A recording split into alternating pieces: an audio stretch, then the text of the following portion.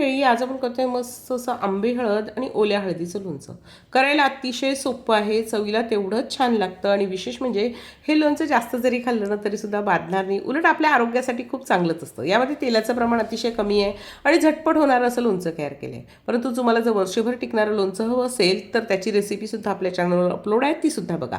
तर आंबे हळद आणि ओली हळद म्हणजे दोन्ही ओल्याच आहे, त्या छान आपण त्याची सालं काढून घ्यायची आहे आणि त्यानंतर आंबी हळद आणि ओली हळद चिरून घ्यायचे.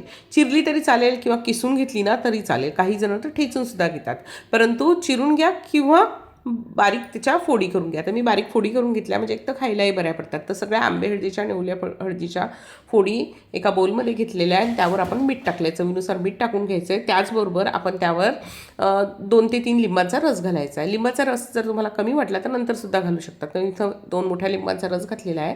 2 चमचे मोहरी भाजून घेतली, अगदी मंद गॅसवर भाजायची. मोहरीची डाळ घेतली तरी चालेल. 2 चमचे धने भाजून घेतलेले, बारीक गॅसवर भाजायचे. 1 चमचा बडीशेप आणि अगदी अर्धा चमचा जिरं, हे सगळं मस्त मंद भाजून घ्यायचं. त्यामध्ये 3 ते 4 मिरी घालायचे. मिक्सरला आपण बारीक करायचं, फार पीठ करायचं आणि जरा जाडसरच घ्यायचं. केलेलं मिश्रण म्हणजे हा मसाला, त्यामध्ये 1 चमचा टाकायचा. आपल्याला लाल तिखट, हळद घालायची गरज नाही कारण हळदीचंच लोणचं आहे.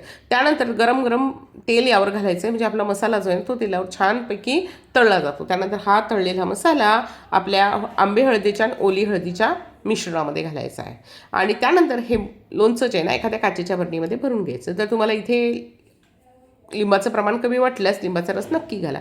असं हे लोणचं नक्की करून बघा.